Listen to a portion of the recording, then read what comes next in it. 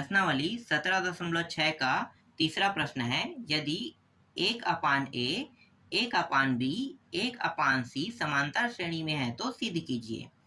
इसके अंदर भी कुछ प्रश्न दिए हुए हैं। इनमें से पहला देखो, b प्लस सी अपान ए, सी प्लस ए अपान बी और ए प्लस बी अपान सी समांतर श्रेणी में है। देखो इस बार जो समांतर श्रेणी में जो हमें सिद्ध करके लाना है, 1/a, 1/b, 1/c दिया हुआ है ना, जबकि इससे पहले वाले में क्या दिया हुआ था, ए बी सी दिया हुआ था समांतर श्रेणी में। तो चलो इस प्रश्न को कैसे बनाना है, तो सबसे पहले मैं यहाँ पे प्रश्न को लिख लेता हूँ, है ना।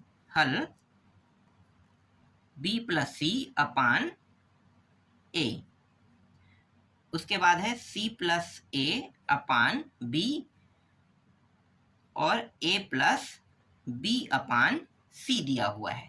तो आप सभी को पता होगा सार्वंतर नियम के बारे में, है ना। इस प्रश्न में मैंने आपको बताया था सार्वंतर नियम।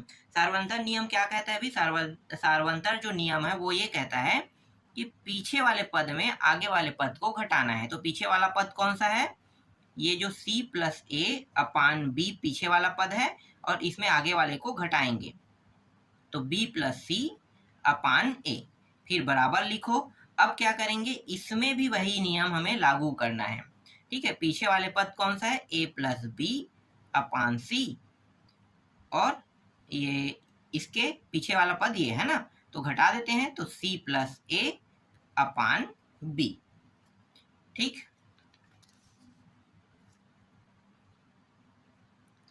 अब क्या करेंगे, देखो हर जब तक के बराबर ना हो तब तक के ना तो ये जुड़ सकता है ना तो घट सकता है। तो हर को बराबर करते हैं। तो हर को बराबर करने का नियम क्या है?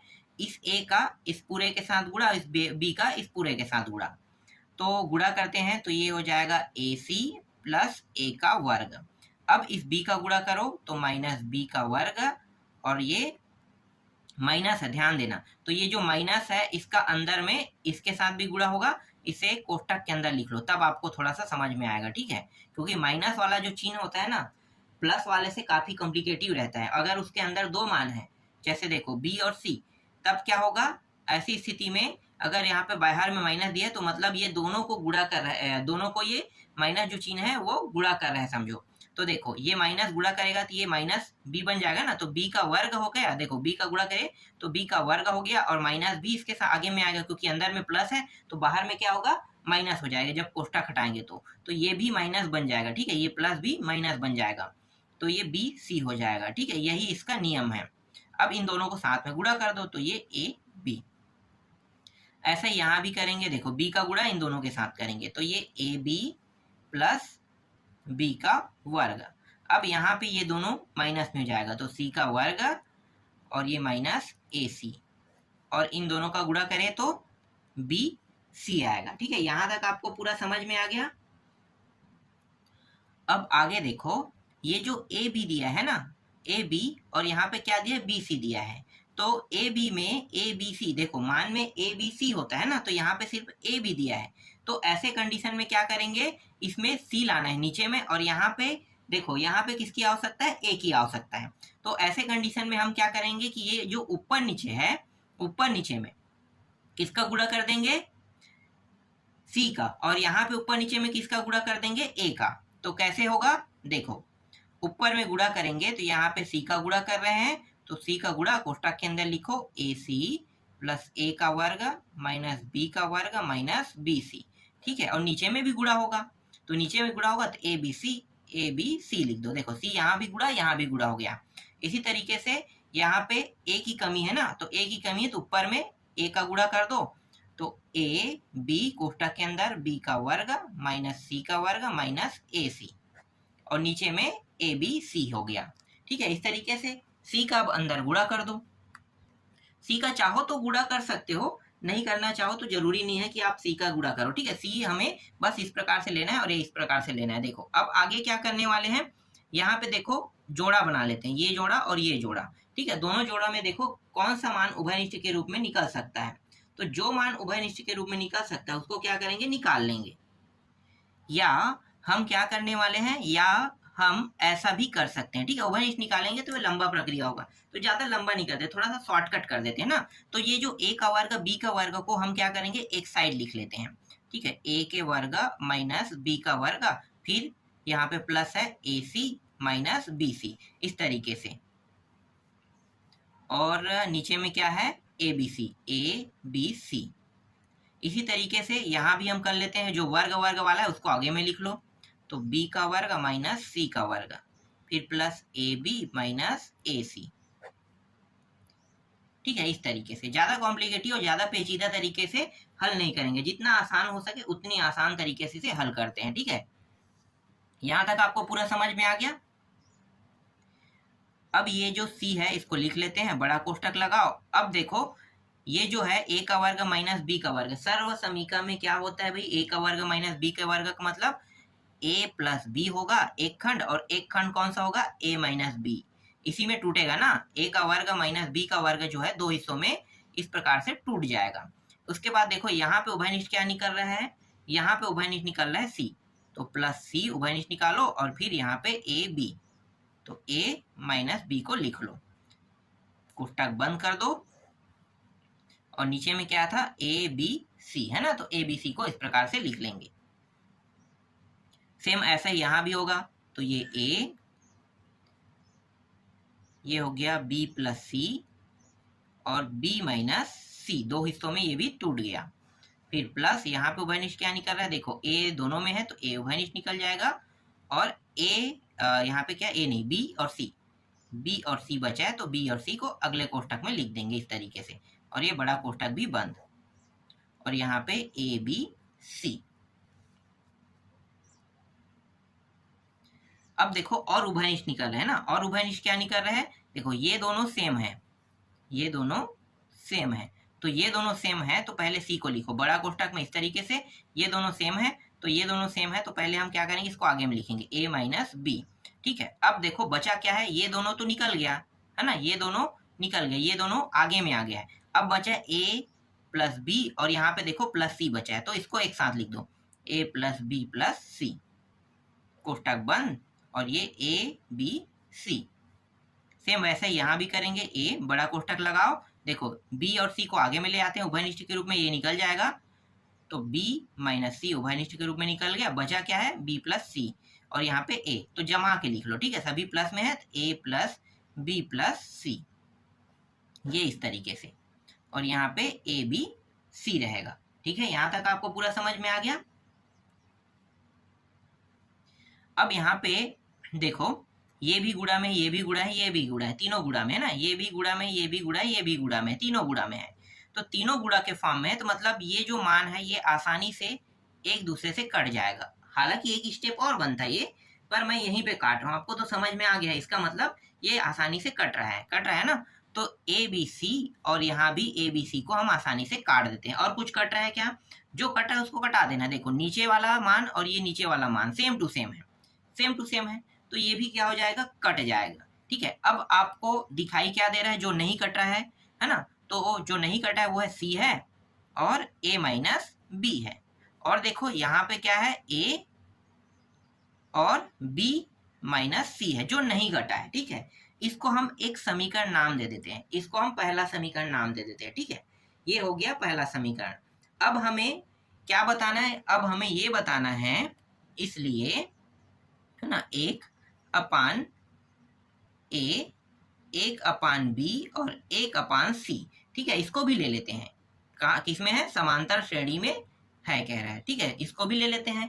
अब क्या करेंगे, ये जो पहला समीकरण आया ना, अब सेम टू सेम ये जो एक अपान ए, एक अपान बी, एक अपान सी जो है, इसको भी हल करके देखते हैं।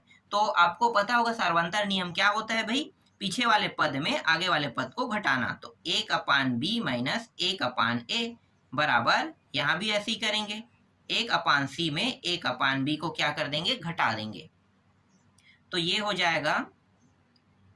देखो हर बराबर नहीं है दोनों का, हर बराबर करने का नियम आपको पता है, इसका गुणा इसके साथ तो a, और इसका गुणा इसके साथ तो ये b हो गया।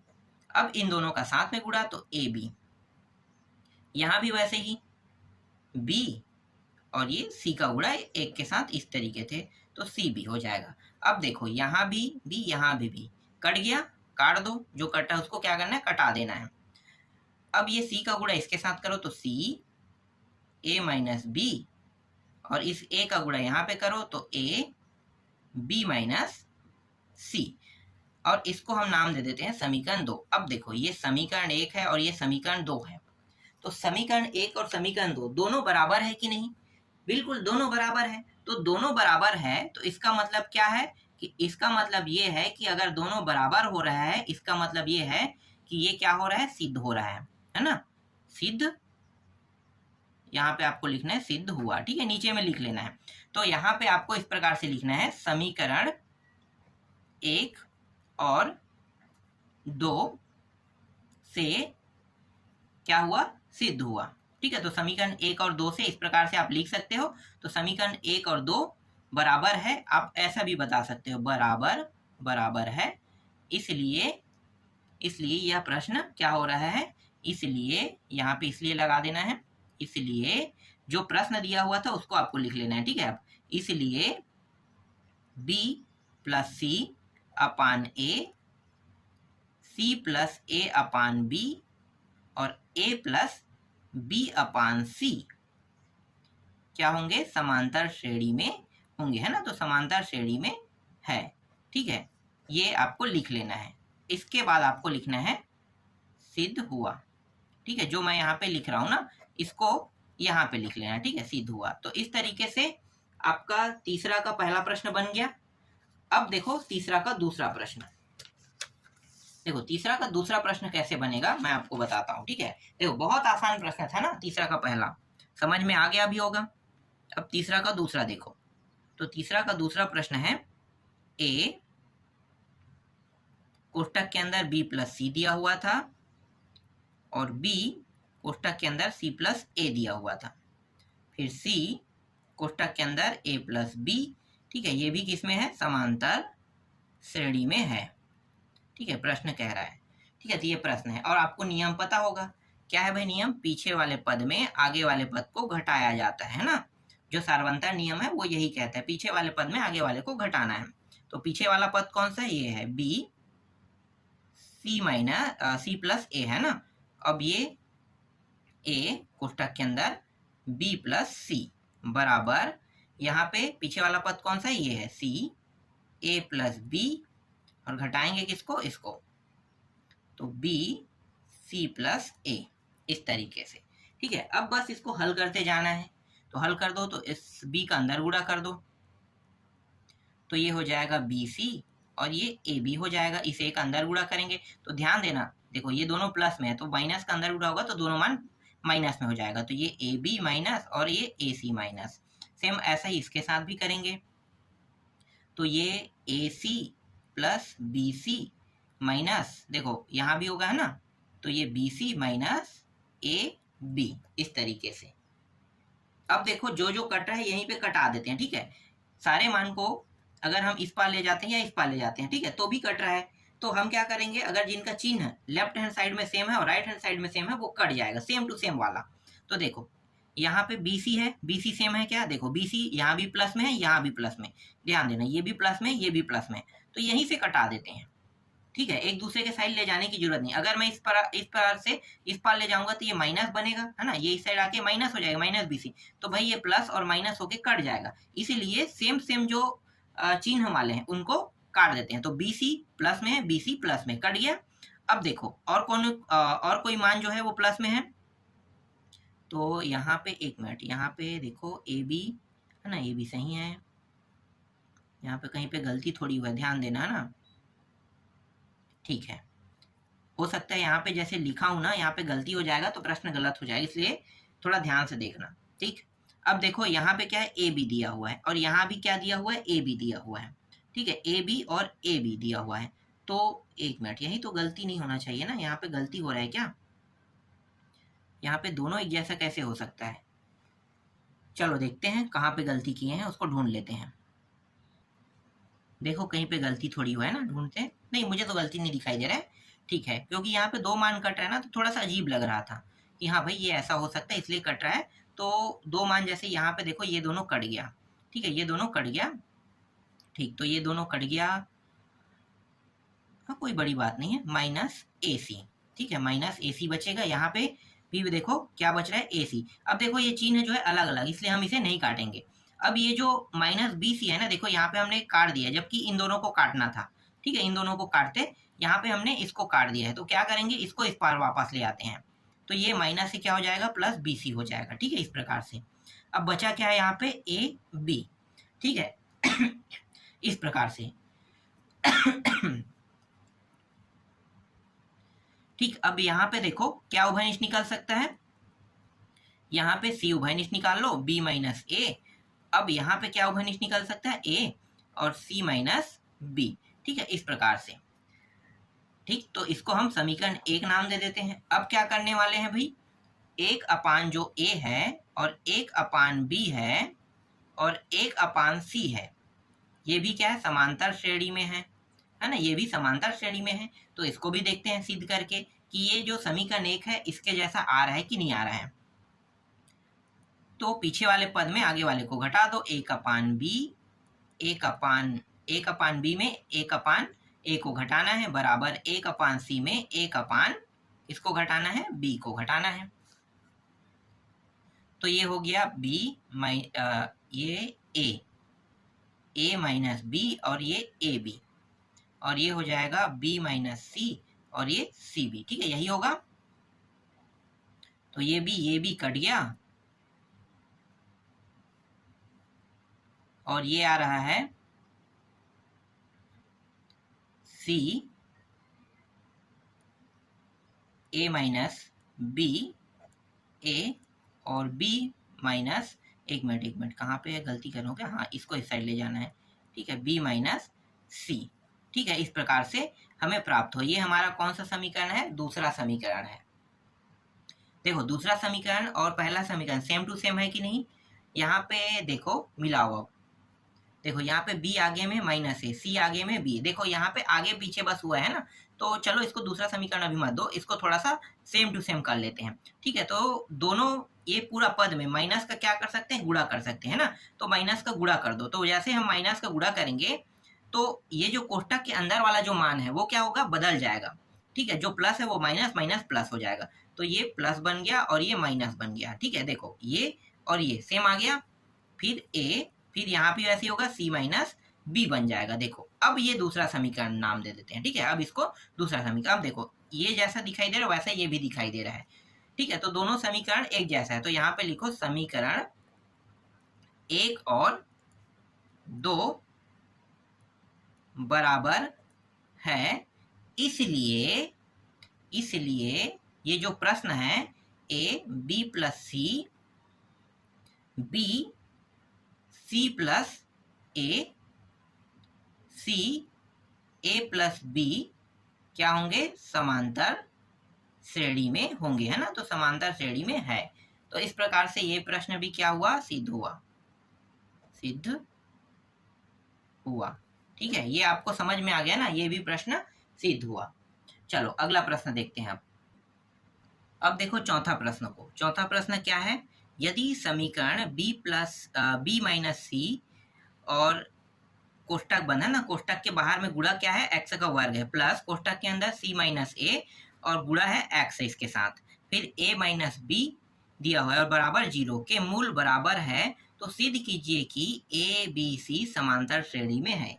ठीक है, सिद्ध करना है। चलो इसको भी हल करते हैं। तो देखो यहाँ पे एक समीकरण दिया हुआ है ना, ये पूरा का पूरा क्या है, एक समीकरण है, तो इसका जो तरीका रहेगा वो बदल जाएगा। ठीक है, यहाँ पे ये नहीं कहा है कि ये समांतर श्रेणी में, कहीं पे लिखा है क्या, नहीं है ना, समांतर श्रेणी में है ये नहीं लिखा है, यहाँ पे सिर्फ एक समीकरण दिया है। तो इस समीकरण वाले को हल करने का तरीका जो है वो थोड़ा सा अलग रहेगा।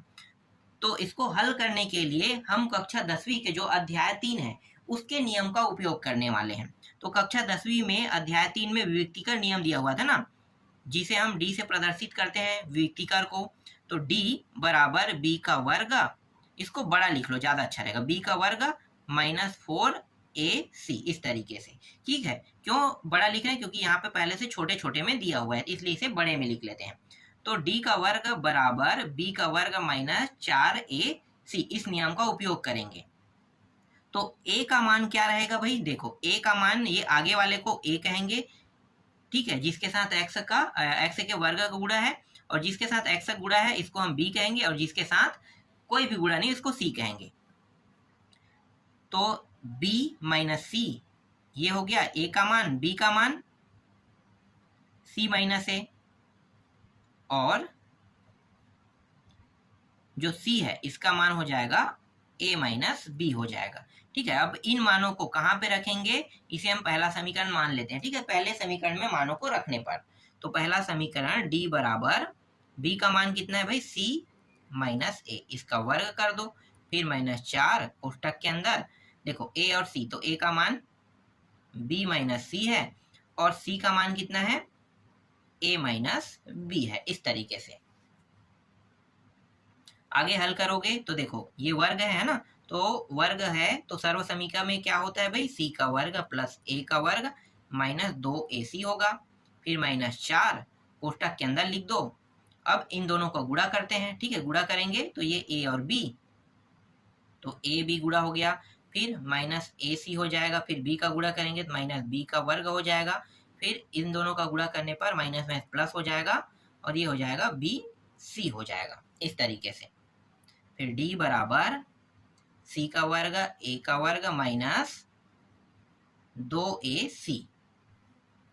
अब ये जो माइनस है इसका अंदर गुणा कर देते हैं, तो आपको पता है चिन्ह भी परिवर्तन हो जाएगा और साथ ही साथ 4 का भी गुणा करेंगे, तो 4ab बन जाएगा ये, फिर माइनस और माइनस क्या हो जाएगा, प्लस, है ना, प्लस हो जाएगा। जो अंदर में जो चिन्ह है ना कोष्टक के अंदर, वो सारे चिन्ह बदल जाते हैं।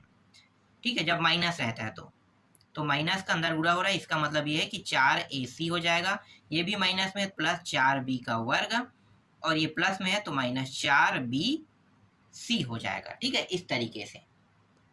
अब जो कट रहा है उसको कटाएंगे, तो देखते हैं कोई कट रहा है क्या, तो ये तो नहीं कटेगा, ये भी नहीं कटेगा। देखो ये मान और ये मान सेम टू सेम है, सेम टू सेम है, तो ये कट रहा है ना, ये माइनस में प्लस में है, तो प्लस वाला बड़ा है तो इसलिए इसके चिन्ह को लिखा जाएगा, तो 2ac।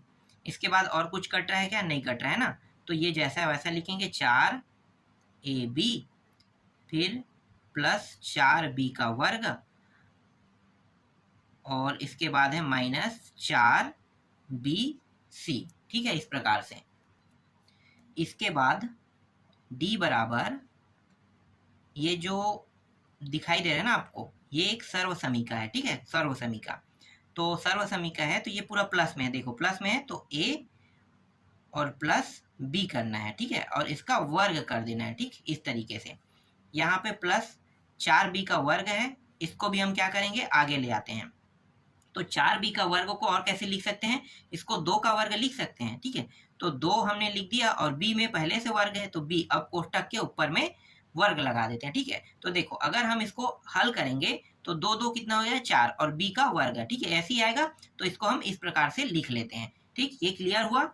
अब यहाँ पे देखो माइनस दिया हुआ है, यहाँ पे कितना दिया है, 4ab दिया हुआ है। ठीक है, और यहाँ पे प्लस 4bc दिया हुआ है। ठीक है, 4bc दिया हुआ है, तो यहाँ भी हम क्या कर सकते हैं, a प्लस b का वर्ग, और यहाँ पे प्लस 2b और इसका भी वर्ग है, और ये माइनस में था ना। ठीक है, यहाँ पे उभयनिष्ठ क्या निकाल सकते हैं, 4b को उभयनिष्ठ निकाल सकते हैं, और a और क्या बच रहा है, c, तो a और प्लस c। ठीक है, माइनस हमने बाहर निकाल दिया, तो कोष्टक के अंदर में जाएगा तो क्या बन जाएगा, दोनों के दोनों मान प्लस में हो जाएंगे, है ना, दोनों मान यहाँ पे प्लस में आ गया। और ये जो मान है ये भी क्या है, ये भी एक सर्व समीका ही है। ठीक है, तो सर्व समीका किस सर्व समीका के तहत होगा, तो देखो यहाँ पे है यार, यहाँ पे कहीं पे गलती की हो क्या, यहाँ पे गलती है ना, यहाँ पे b लिख दिया, c है ये। ठीक है, देखो ये c है, c है, c है। ठीक है, c रहेगा, तो देखो थोड़ा बहुत गलती होते रहता है, बस आपको ध्यान से देखना है, कहीं पे गलती मुझसे हो जाता है तो आपको उसे सही कर लेना है। ठीक है, लिखने में क्या होता है, जल्दी जल्दी में गलती हो ही जाता है। ठीक, तो इस तरीके से कर देंगे। अब ये जो है, ठीक है, ये a प्लस c, और यहाँ पे देखो ये b वाला जो मान है ये किस में है, माइनस में है, तो इसको माइनस में लिखो 2b और इसका वर्ग कर दो। ठीक है, अब ये जो d है मूल बराबर है बता रहा था ना, तो d बराबर कितना रखेंगे, 0 रखेंगे। ठीक है, तो d बराबर 0 रखेंगे, तो यहाँ पे कितना हो जाएगा, ये 0 हो जाएगा। 0 बराबर a plus c minus 2 B और इसका वर्ग। अब देखो यहाँ पे जो वर्ग है ना और यहाँ पे 0 है, इसका मतलब ये है कि आसानी से वर्ग हट जाएगा। तो वर्ग हटेगा तो ये सिर्फ ए सी माइनस 2b, बस इतना ही बचेगा। अब इस 2b को हम इस साइड ले आते हैं, ठीक है, किस साइड, इस साइड। तो ये 2b बराबर a प्लस सी, और ये b बराबर a प्लस सी अपान 2। तो देखो प्राप्त हो गया b का मान, इसे हम पहला समीकरण नाम दे देते हैं, ठीक है। अब आगे क्या करेंगे, आगे प्रश्न में कहा था कि a b और ये जो c है किस में है, ये समांतर श्रेणी में है ना, समांतर श्रेणी में है। देखते हैं सिद्ध करके। तो पीछे वाले पद में आगे वाले को घटाना है, तो b, देखो जब भी समांतर श्रेणी में कहेगा तभी आपको क्या करना है, पीछे वाले पद में आगे वाले को घटाना है। और इसके पीछे वाले पद कौन सा है भाई, c के पीछे वाला पद b है, इस तरीके से। तो ये जो b है, b एक साइड ले आते हैं, तो ये b और b, ठीक है, ये b और ये माइनस इस साइड आके भी प्लस हो जाएगा, ये c, इसको इस पर ले जाते हैं तो ये माइनस है तो ये प्लस हो जाएगा। तो ये हो गया 2b और ये c प्लस a। तो b बराबर c प्लस a और 2 नीचे में आ जाएगा, ये दूसरा समीकरण है। तो समीकरण, अब समीकरण 1 और समीकरण 2 को देखो। समीकरण 1 और समीकरण 2 से सिद्ध होता है ना, समीकरण 1 और समीकरण 2 से यहाँ पे लिख देना, नीचे में लिखना, ठीक है, मैं बगल में लिख रहा हूँ। समीकरण 1 और 2 क्या है, बराबर है, बराबर है, इसलिए क्या होंगे, इसलिए यह समांतर श्रेणी, इसलिए यह समांतर श्रेणी में है, ठीक है, इसलिए यह समांतर श्रेणी में है। आगे में लिख देना, मतलब नीचे में लिख देना सिद्ध हुआ, ठीक है, इस प्रकार से सिद्ध हुआ। तो इस प्रकार से ये प्रश्न भी आपका बन गया। देखो बहुत आसान प्रश्न था, आसानी से हल हो गया। चलो अब अंतिम प्रश्न देख लेते हैं इस अध्याय की। देखो पांचवा प्रश्न को, log 2 दिया है, log कोष्टक के अंदर 2x माइनस 1 दिया है और log कोष्टक के अंदर 2x प्लस 3 दिया हुआ है, समांतर श्रेणी में है, तो दर्शाइए कि x का मान log 5 होगा। तो हमें सिद्ध करके लाना है कि जो x का मान है log 5 होगा या नहीं, हमें बताना, मतलब यहाँ पे सिद्ध ही करना है, तो होगा ही होगा। तो कैसे हमें सिद्ध करके लाना है, चलो इस प्रश्न को बनाते हैं। तो आप सभी को पता होगा, ठीक है, क्या पता होगा कि a b c इसमें है, समांतर श्रेणी में है, आप सभी को पता है ना, समांतर श्रेणी में है। तो आप लोगों को ये भी पता है कि ये पीछे वाले पद को हमें आगे वाले पद में क्या करना होता है, घटाना होता है, ठीक है, घटा देते हैं तो c माइनस b हो जाएगा। देखो दोनों में कर दिए। अब b को एक साइड ले आते हैं, तो डायरेक्ट मैं कर देता हूं, तो b देखो ये माइनस में इस साइड आके प्लस होगा तो 2b हो जाएगा, और ये उस साइड जाके a प्लस c हो जाएगा। तो b बराबर a प्लस सी, b बराबर a प्लस सी अपान 2 होगा। ठीक, यहां तक आपको समझ में आ गया। ठीक, अब यहाँ पे देखो ये जो प्रश्न दिया हुआ है ना, इस प्रश्न को देखो। तो ये जो प्रश्न है, इस प्रश्न में हमें करना क्या है, ये जो प्रश्न आपको दिखाई दे रहा है इसमें हमें ज्यादा कुछ नहीं करना है, बस ये पहले वाले को हमें a मान लेना है, इसको b और इसको c है। तो ये सेम टू सेम यही है, पीछे वाले पद में आगे वाले घटाएंगे, इस पीछे वाले पद में इस आगे वाले को घटाएंगे। देखो ये पीछे वाला पद है, ये इसमें आगे वाले को घटाएंगे, इसमें भी पीछे वाले पद को आगे वाले में घटाएंगे। क्यों? क्योंकि समांतर श्रेणी में। लेकिन हम ज्यादा पेचीदा नहीं करेंगे, ठीक है, ज्यादा पेचीदा हम नहीं करेंगे। तो ज्यादा पेचीदा नहीं करेंगे तो हम क्या करेंगे, थोड़ा सा मतलब शॉर्टकट तरीके का उपयोग करेंगे। तो देखो शॉर्टकट तरीका क्या है कि ये a है, ये b है, ये c है, हमने इसको a माना, इसको b, इसको c। तो यहाँ पे आपको लिख लेना है माना बड़े लिख ले, नहीं बड़े नहीं, छोटे ही लिखते हैं, क्योंकि छोटे में यहाँ पे हमने लिखा है ना। तो a बराबर क्या हो जाएगा, log 2, ठीक है। b बराबर, ये छोटे है ना, b बराबर ये जो log है 2x माइनस 1, और c बराबर ये जो log दिया है ना 2x प्लस 3, इसको रखेंगे। तो यहाँ पे लिखो log 2x ऊपर में है ना, घात है, और प्लस 3 इसको रखेंगे, ठीक है। तो यहाँ पे ये जो पहला समीकरण है, ठीक है, पहला समीकरण में क्या करेंगे, a b c के मान को रख देते हैं, ठीक है, a b c के मान को रख दो। तो चाहो तो आप इसको ही पहला समीकरण मान लो, ज्यादा अच्छा रहेगा। इसको हम नहीं मानते, ठीक है, क्योंकि यहाँ पे 2b दिया हुआ है, 2b को मान लेते हैं, इसको हटा दो, ये वाला जो लाइन है इसको काट देना, ठीक है, ये और ये, तो इसको आपको पहला समीकरण मान लेना है। ठीक, तो ये पहला समीकरण है। इस पहले समीकरण में हम क्या करेंगे, ए बी सी के मान को रखेंगे। तो यहाँ पे आगे में क्या दिया हुआ है भाई, 2 दिया है, तो 2 लिख लो। बी का मान कितना है, ये देखो log 2x माइनस 1। इसके बाद क्या है, ए प्लस सी। ए का मान देखो ये है log 2 और सी का मान कितना है log 2x प्लस 3 दिया हुआ है इस तरीके से। ठीक है, तो ए बी सी के मान को हमने रख दिया। आपको समझ में आया ना, ए बी सी के मान को रख दिया। देखो ज्यादा कॉम्प्लिकेटिव आपको नहीं करना है, जितना आपको समझ में आ रहा है उतना ही आपको समझना है, और जितना आसान तरीके से समझ में आ जाए उतना आसान तरीके का उपयोग करना है, जैसे मैंने अभी आपको करके बताया। अब आगे हमें इसको हल करना है। तो ये देखो, ये जो आगे में 2 दिया है ना, आगे में कभी भी log के आगे में 2 दिया रहता है, तो ये 2 का मतलब होता है ये जो मान है, जो पीछे में जो मान दिया इसका घात है ये। ठीक है, याद रखना, आगे में है इस 2 का मतलब है कि ये पीछे वाले का क्या है, घात है। तो हम क्या करेंगे, इस 2 को घात के रूप में लिख लेते हैं। कैसे, देखो 2x माइनस 1 है, इसके ऊपर में बस आपको क्या करना है, लगा देना है। तो 2 आगे से हट के पीछे में क्या हो गया, घात के रूप में लग गया। ठीक है, ऐसे ही लिखा जाता है इसे। तो हम क्या करेंगे, इस 2 को वापस घात के रूप में लिख लेंगे, तो जैसा यहाँ पे लिखा है वैसा ही। ठीक है, अब इनको जैसा वैसा लिख लेते हैं। तो ये log 2x प्लस 3। ठीक है, जैसा वैसा इसको रहने देते हैं। ठीक, यहां तक हो गया, आपको समझ में आया भी होगा। अब क्या करने वाले हैं, देखो अब ये जो है ना, ये जो log है इसको जैसा वैसा लिख लेते हैं, आगे वाले को 2x माइनस 1 और ये रहा वर्ग। अब यहाँ पे देखो ये log और ये log, ठीक है, तो यहाँ पे दोनों के बीच में क्या दिया है, प्लस चिन्ह दिया है। तो ये जो प्लस चिन्ह दिया है ना, तो इस log को हमें एक बार लिखना है। अगर प्लस दिया रहता है तो log को हमें क्या करना होता है, एक बार लिखना होता है। और एक बार लिखने के बाद ये जो log है, log 2 जो मान है, ये क्या करेगा, इसको गुणा कर रहा है समझो। तो 2 आगे में लिखो, और 2 को गुणा कौन कर रहा है, 2x प्लस 3 गुणा कर रहा है। जब भी ये प्लस में रहेगा तो आपको इसी तरीके से करना है। ठीक है, लॉग वाला रहेगा तो मैं आपको डिटेल में बताऊंगा। अगर लॉग से संबंधित प्रश्न आगे प्रश्नावली में रहेगा तो बहुत डिटेल से बताऊंगा। तो अभी बस इतना ही समझो। ठीक है, तो ये जो दोनों है प्लस में, इसलिए ये दोनों क्या होगा, जो दोनों के मान है, इसका मान और इसका मान है ना, मतलब log 2, तो log के देखो 2 और ये दोनों क्या होगा, गुणा के फॉर्म में आ जाएगा। अब देखो आगे में भी log है, यहाँ भी log है, तो ये log और ये log क्या हो जाएगा, कट जाएगा। आपको पता है ना नियम, कट जाएगा। जैसे टेन थीटा में होता था ना, तो टेन कट जाता था, साइन सेम होता था तो कट जाता था, वैसे ये भी क्या होगा, कट जाएगा। आपको काटना नहीं है, बस आपको बताना है कि ये कट रहा है ना। तो जैसे ही आप हटाओगे तो आगे वाले को समझ में आ जाएगा कि ये कट रहा है। तो बचा क्या, 2x माइनस 1, ये 2, और 2 इंटू 2x प्लस 3। ठीक है, ये इस तरीके से होगा।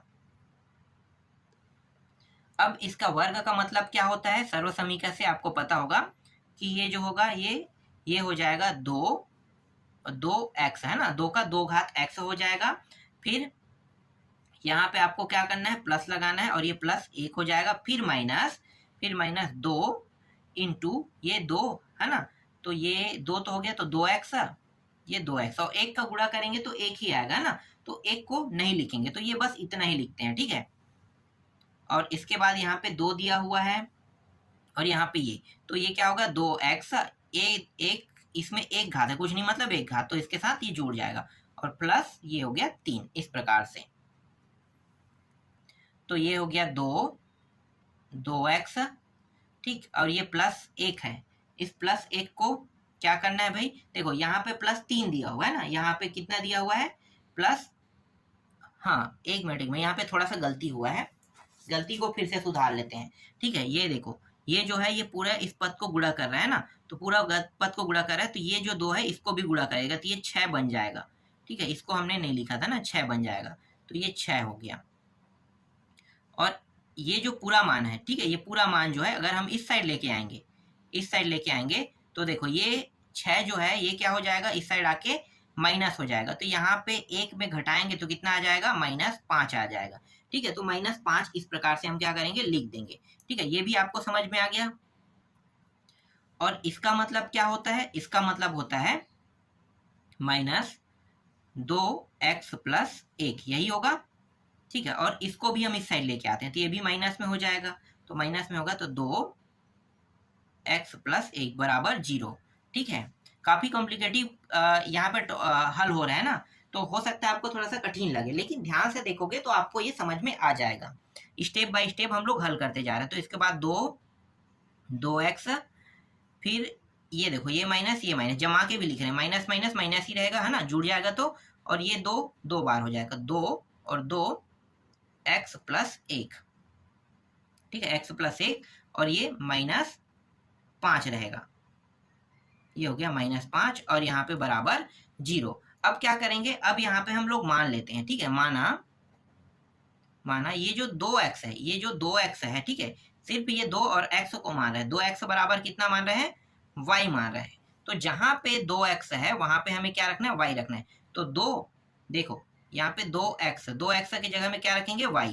तो ये हो गया 2x की जगह में y, और इसके घात को तो हमने नहीं माना है, तो घात 2 का 2 रहेगा, तो y का घात 2 हो गया, फिर माइनस। अब यहाँ पे देखो, यहाँ पे हमने इसको तो माना है ना, इसको हमने माना है, तो इसको माना है, तो ये क्या हो गया, ये y बन गया, ठीक है, y बन गया। और यहाँ पे ये जो एक घात है ये तो छूट रहा है ना, तो इस एक घात का मतलब क्या, देखो वापस मैं बताता हूँ आपको, देखो 2 फिर 2x, और यहाँ पे एक घात है, मतलब इसका मतलब 2, तो हमने सिर्फ इसको बस माना है, ठीक है। इसमें हमने देखो ये जो पूरा फॉर्म है ये रियल फॉर्म है इसका, ठीक है, तो हमने किसको माना है, सिर्फ 2x को, तो 2x को माना है, तो ये क्या हो गया, y हो गया। अब बचा कितना है, 2 और 2 तो 4, तो 4 को आगे में लिख दो, 4y, और फिर यहाँ पे -5 बराबर 0। अब इसका गुणनखंड कर दो, तो गुणनखंड करोगे तो ये होगा y का वर्ग, इसको ऐसे तोड़ेंगे कि ये जोड़ने या घटाने पे 5 आए, नहीं जोड़ने घटाने पे 4 आए, और गुणा करने पे कितना आना चाहिए, गुणा करने पर 5 आना चाहिए, इस तरीके से है ना। तो चलो, तो इसको इस प्रकार से तोड़ते हैं, तो देखो जोड़ने घटाने पे इतना आना चाहिए, 4 आना चाहिए। तो यहाँ पे अगर मैं -5y ले लेता हूँ और प्लस y ले लेता हूँ, तो देखो 5 एकम 5 आ रहा है, और अगर इसको मैं घटाऊंगा तो देखो 4 आ रहा है ना, तो ये गुणनखंड के नियम का पालन कर रहे हैं, तो इस प्रकार से ये टूटेगा। अब जोड़ा बना लो, ये जोड़ा और ये जोड़ा, ठीक है, 2 जोड़ा बन गया। अब दोनों जोड़े में देखो, इससे y उभयनिष्ठ निकल रहा है, तो y -5 बचेगा। अब इस जोड़े से क्या निकालोगे, कुछ नहीं, मतलब 1 तो निकलेगा, +1 निकाल दो, और y -5 लिख दो, फिर बराबर 0। अब देखो ये सिर्फ 2 पदों में बढ़ गया, अब इन दोनों पदों में देखो फिर से उभयनिष्ठ निकलेगा, तो y -5 उभयनिष्ठ निकल गया, और जो बचा है उसको दूसरे कोष्टक में लिखा जाता है, तो y +1 बचा है, तो y +1 जो कोष्टक के बाहर में था बराबर 0। अब 2 खंड कर लेते हैं, ठीक है, 2 खंड, पहले किसको लेंगे, पहले इन दोनों को लेंगे, तो y -5 बराबर 0, और y बराबर कितना आ जाएगा, 5। तो यहाँ पे y का मान कितना आ रहा है, 5 आ रहा है, ठीक है। अब इसको हल करो, तो ये हो गया y +1, और बराबर ये क्या हो गया, 0, तो y बराबर -1। तो यहाँ पे मान किस में आ रहा है, माइनस में आ रहा है, तो माइनस में आ रहा है, इसलिए ये क्या है, संभव नहीं है, ठीक है, संभव नहीं है, ये आपको यहाँ पे लिखना है। तो y का मान कोई भी कंडीशन में, ठीक है, जैसे अभी मैंने निकाला ना, एक प्लस में एक माइनस में, तो माइनस में ये आ ही नहीं सकता, इसलिए ये संभव नहीं है लेना है, ठीक है। अब क्या करेंगे, वापस आते हैं यहाँ पे, जो हमने माना था ना ये वाले लाइन पे, ठीक है, तो यहाँ पे मैं दूसरा खंड लिख लेता हूँ, दूसरा खंड बना लेता हूँ। तो यहाँ पे अब आते हैं जहाँ पे हमने माना था, ठीक है, तो माने थे वो कौन सा मान है, 2x, और यहाँ पे क्या था, y, है ना। तो यहाँ पे अब क्या करेंगे, y के मान को लिखेंगे, तो 2x बराबर 5, y का मान कितना है, देखो ना ये प्लस में है, तो प्लस वाले को ही मान्य रखेंगे, तो y का मान प्लस में आ रहा है, तो y का मान 5 आ रहा है, तो y बराबर हमने क्या कर दिया, 5 रख दिया, ठीक है। यहाँ तक आपको समझ में आ गया, y का मान 5 आया। अब इसे लॉग के फॉर्म में बांटना है, तो लॉग के फॉर्म में बांटेंगे तो क्या करेंगे, तो लॉग के फॉर्म में बांटेंगे, तो ये जो x है, ठीक है, ये जो x है ये हमेशा क्या रहता है, घात के रूप में रहता है, आपको पता है घात में रहता है। तो लॉग लेंगे तो ये सिर्फ x बस को आपको लिखना है, और यहाँ पे क्या करना है, आपको लॉग लगा देना है, और ये जो 2 है यहाँ पे 2 और 5 इस तरीके से, और यही हमें क्या करके लाना था, सिद्ध करके लाना था, तो ये सिद्ध हुआ, ठीक है। इस तरीके से ये प्रश्नावली पूरा आपका कंप्लीट हो गया। इसके बाद अगले प्रश्नावली को देखेंगे।